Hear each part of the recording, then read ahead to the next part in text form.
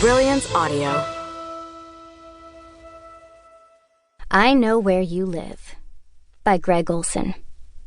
Performed by Karen Peaks, Reba Burr, Cassandra Morris, and Jonathan Davis. I crack open a beer. Zach gives me a look when I sit down at the kitchen island. The beer is good when my mood is not.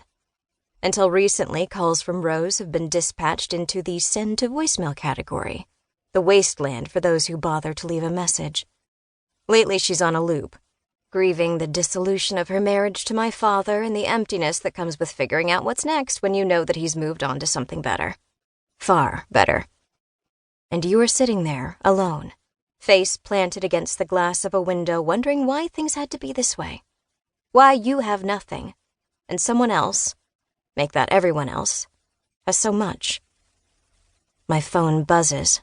I gulp some beer. "Hi, Rose," I say, forcing my tone to sound upbeat, though not overly so. She's had enough false cheer from an array of confidants. Fuck it. I am her lifeline. "You're right on time." "Please don't call me Rose." Her tone isn't cheerful, and I don't expect it to be, considering everything. "You're a machine," I reply. I don't ask how she's doing. That's not a question that I would ever dare ask. Too loaded.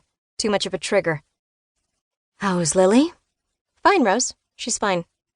I know she's angry. I get it. There isn't anything I can do about it now, Violet. Can't she see that? "Apparently not," I say before adding, "at this very minute. Later, Rose. She'll come around later." "You think so?" There's that sliver of hope in her voice that comes with every call. I don't know whether Lily will ever come around. I honestly don't see the need for the hard line they've both drawn in the middle of their relationship. Unproductive, waste of time, not my problem. I've put Rose, in a box, a cage. We talk a bit more. She asks about Zach, and I put her on speaker. He tells her that he's doing fine at work and that I'm being indecisive about a boat he insists we both want to buy. She says she's thinking of taking art classes. We end the call as we always do. She says she loves me and Lily, Zach too. She asks if I've seen Dad lately, and I lie like I always do. I see him and Rose's replacement at least 2 times a month.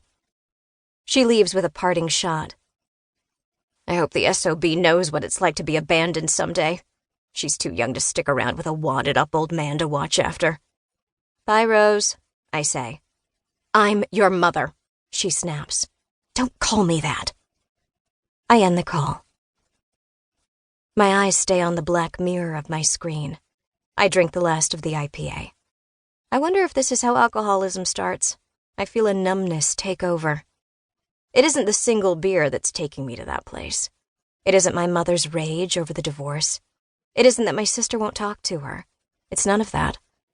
It's a numbness that comes from knowing that the truth is no panacea. Scraping away the dirt from a secret doesn't always set you free. Sometimes it's the very opposite. I consider that as I sit there, phone back on, scrolling through my sister's Instagram. Lily is more beautiful than I am, and that never really bothered me.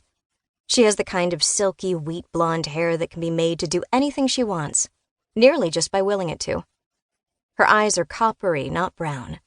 Embers, sparks. One time we saw a psychic at the fair who said she had a fierce aura. I see it in her gaze as I time travel through a year of posts on her feed. I note their absence in the last few months. Only a handful of images from college life. No record of what she was doing because, frankly, there was nothing to brag about. The holidays are marked by a selfie with all of us. Rose, Dad, me, Nana, and, of course, Lily. It was the last time we were all together, our nuclear family. Just a few months after the wedding, when everything collided in that messy, unsuspecting way disasters often do. Just then, I think of the sweater Nana knitted for me when I was 5. How I tugged at a loose yarn along the waistband. Absent-mindedly at first, then with compulsive purpose. It kept growing, longer, longer, longer.